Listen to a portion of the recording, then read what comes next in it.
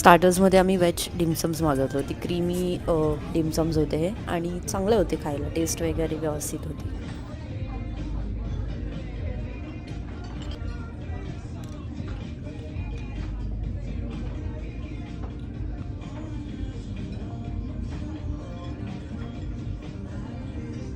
सगळं थंड झालं.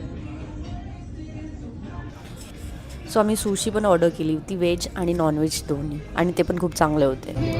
तेच चांगलं दिसतं. राईस एकाला तरी पुरेल का? तरी सांगायचं का अजून जास्त राईस रिपीट करा. नाही ठीक आहे, बघूया तर.